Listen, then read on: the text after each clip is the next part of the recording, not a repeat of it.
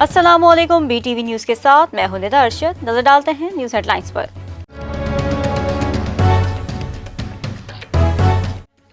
بھارتی فوج کی ایل او سی پر اشتعال انگیزیوں کا سلسلہ جاری۔ ایل او سی دیوا سیکٹر پر جنگ بندی معاہدے کی خلاف ورزیاں، پاک فوج کی فوری اور مؤثر جوابی کارروائی، بھارتی فوجیوں کو شدید جانی نقصان اٹھانا پڑا۔ فائرنگ کے تبادلے میں 28 سال کے سپاہی نبیل لیاقت شہید۔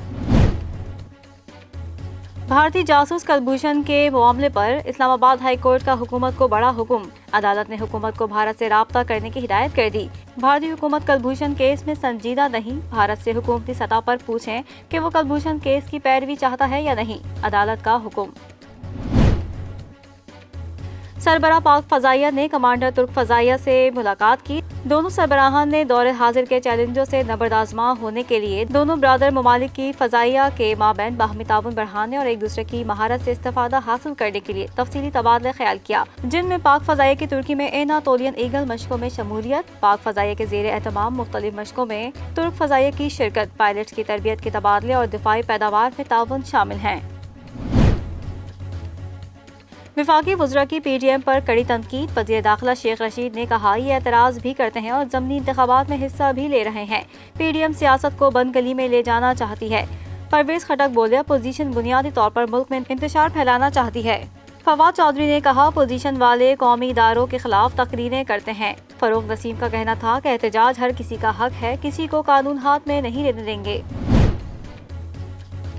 نون لیگ کے رہنما احسن اقبال نے کہا ہے کہ 22 کروڑ عوام ووٹ کی عزت مانگ رہے ہیں۔ جس ملک میں ووٹ کی عزت نہیں، اس کی سالمیت خطرے میں ہوتی ہے۔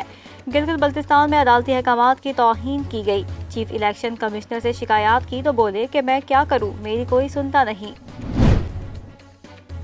قومی اسمبلی کی خارجہ امور کمیٹی نے برطانوی فرم براڈ شیٹ کو 450 کروڑ روپے کی ادائیگی کے معاملے کا نوٹس لے لیا۔ 18 جنوری کو پارلیمنٹ ہاؤس میں اجلاس طلب۔ Chairman NAB justice Javed Iqbal کو بھی اجلاس میں بلایا گیا۔ پاکستان کا 35 ملین پاؤنڈ کا دعویٰ مسترد کرنے کا معاملہ بھی ایجنڈے میں شامل۔ سیکرٹری خارجہ اور سیکرٹری قانون کو قانونی امور پر بریفنگ دینے کی ہدایت۔ وفاقی وزیر اطلاعات شبلی فراز نے ایک بار پھر اپوزیشن پر تنقیدی توپ چلا دی۔ ٹویٹر پیغام میں لکھا پاناما پیپرز اور براڈ شیٹ نے کرپٹ مافیا کے کالے دھن کو آشکار کیا۔ یہ ہماری اختراع نہیں بلکہ بین الاقوامی انکشافات ہیں۔ سابق کرپٹ حکمرانوں نے اپنے گھر بھرے اور عوام کو لوٹا۔ این آر اوز کی وجہ سے ملک کو ناقابل تلافی نقصان پہنچا۔ مشیر احتساب شہزاد اکبر نے مسلم لیگ نون کی رہنما عظمیٰ بخاری کو 50 کروڑ روپے ہرجانے کا قانونی نوٹس بھجوا دیا۔ نوٹس میں کہا گیا ہے کہ عظمیٰ بخاری نے شہزاد اکبر سے متعلق نامناسب الفاظ استعمال کیے، رشوت کا الزام لگایا۔ براڈ شیٹ معاملے پر کمیشن اور حصہ لینے کا الزام بھی جھوٹا اور بے بنیاد ہے۔ نون لیگ کا آج گلگت بلتستان الیکشن میں مبینہ دھاندلی پرائیویٹ پیپر جاری کرنے کا اعلان۔ مریم اورنگزیب کہتی ہیں الیکشن سے پہلے اور بعد میں دھاندلی کے شواہد قوم کے سامنے پیش کریں گے، قوم کو بتائیں گے کس طرح عوام کے مینڈیٹ پر شب خون مارا گیا، ووٹ چوری کر کے کس طرح عوام کی رائے پر ڈاکہ مارا گیا۔ وفاقی وزیر اسد عمر نے کہا ہے کہ وزیر اعظم کی ترجیح وہ پاکستانی ہیں جن کا تعلق پسماندہ علاقوں سے ہے۔ وزیر اعلیٰ نے گلگت بلتستان کے ساتھ مل کر ٹیم بنائی۔ وفاق اور گلگت بلتستان کی مشترکہ ٹیم تاریخی ترقیاتی پیکج مرتب کرے گی۔ سینٹ انتخابات اوپن بیلٹ سے کرانے کا معاملہ اہم مرحلے میں داخل۔ چیف جسٹس گلزار احمد کی سربراہی میں 5 رکنی لارجر بینچ کی صدارتی ریفرنس کی سماعت جاری۔ اگر آئین میں تشریح درکار ہو تو پارلیمنٹ نہیں، سپریم کورٹ سے رجوع کیا جاتا ہے۔ اٹارنی جنرل کے دلائل۔ جسٹس اعجاز الحسن نے ریمارکس دیے کہ سوال یہ بھی ہے کہ ہم تشریح کیسے کریں، عدالت کی تشریح کے بعد سب پابند ہوں گے۔ اسلام آباد ہائی کورٹ نے چیئرمین پی ٹی وی نعیم بخاری کو کام سے روک دیا۔ وفاقی کابینہ کو دوبارہ نئی سمری بھیجنے کا حکم۔ Chairman P T V M D P T V کو کام سے نہیں روک سکتا۔ نعیم بخاری نے بطور چیئرمین جو غیر قانونی کام کیا وہ کابینہ کو بھیج دیں، عدالت کا حکم۔ نون لیگ کے رہنما شاہد خاقان عباسی نے سوال کیا ہے کہ نیب کو کس نے اختیار دیا عوام کا 7 ارب ایک کمپنی کے حوالے کر دے۔ میڈیا سے گفتگو میں سابق وزیر اعظم بولے براڈ شیٹ کا معاملہ معمولی نہیں، نیب سے پوچھنے والے بھی آج خاموش بیٹھے ہیں، دوسروں کو کٹہرے میں لانے والا نیب آج خود کٹہرے میں کھڑا ہے۔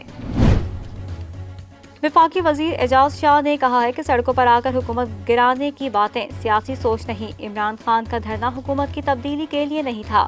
پیپلز پارٹی کی سوچ ہمیشہ سیاسی رہی ہے۔ پیپلز پارٹی کا حامی نہیں لیکن سچ کا اعتراف کرتا ہوں۔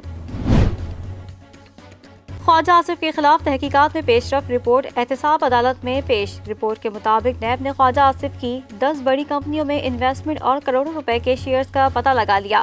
نیب نے پرائیویٹ بروکر JS گلوبل سے شیئرز کی تفصیلات حاصل کر لیں۔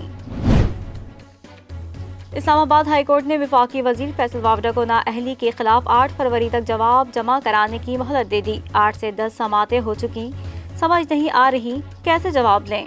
یہ نوٹس کی کاپی کابینہ کو بھیج دیتے ہیں، وہیں سے جواب آ سکتا ہے، عدالت کے ریمارکس۔ کورونا نے موت کا کھیل بند نہ کیا، ملک بھر میں 24 گھنٹوں کے دوران مہلک وائرس نے مزید 46 افراد کی جان لے لی، جہاں بھاگ افراد کی تعداد 10,818 ہو گئی۔ وائرس سے متاثرین مریضوں کی تعداد 5,11,921 تک جا پہنچی۔ 24 گھنٹوں کے دوران کورونا کے مزید 3,097 کیسز رپورٹ، صحت یاب افراد کی تعداد 4,67,234 ہو گئی۔ پیٹرولیم مصنوعات کی قیمتوں میں اضافے کا امکان، پیٹرول کی قیمت میں 11 روپے 95 پیسے، ڈیزل کی قیمت میں 9 روپے 57 پیسے فی لیٹر اضافے کی تجویز۔ اوگرا نے قیمتوں میں اضافے کی سمری وزارت پیٹرولیم کو بھیج دی، حتمی فیصلہ وزیر اعظم کی مشاورت سے کیا جائے گا۔ کراچی BG وائس پریزیڈنٹ اور چیئرمین کاٹی فراز الرحمان کا کہنا ہے کہ پاکستان کی معاشی مسائل کے حل اور قوم میں خود انحصاری کا جذبہ پروان چڑھانے کے لیے ہمیں عملی اقدامات کرنا ہوں گے۔ پاکستان کی تعمیر پاکستانیوں کے ذریعے ہی ممکن ہے۔ انہوں نے مزید کہا، بجلی کے بحران کے خاتمے کے لیے متبادل توانائی کے ذرائع استعمال کیے جائیں اور ہوا، پانی، سورج کی روشنی، کوئلے سے انرجی پیدا کی جائے۔ چین کے ساتھ سول ایٹمی معاہدہ کیا جائے اور بجلی کا پری پیڈ کارڈ سسٹم بنایا جائے۔ پاکستان اور جنوبی افریقہ کے درمیان ٹیسٹ میچ کے لیے نیشنل اسٹیڈیم کراچی کی سیکیورٹی سخت، بلا اجازت کوئی بھی نیشنل اسٹیڈیم میں داخل نہیں ہو سکتا۔ جنوبی افریقہ ٹیم 16 جنوری کو کراچی پہنچے گی۔ پہلا ٹیسٹ 26 جنوری سے کھیلا جائے گا۔ امام الحق انجری کے باعث جنوبی افریقہ کے خلاف ٹیسٹ سیریز سے باہر۔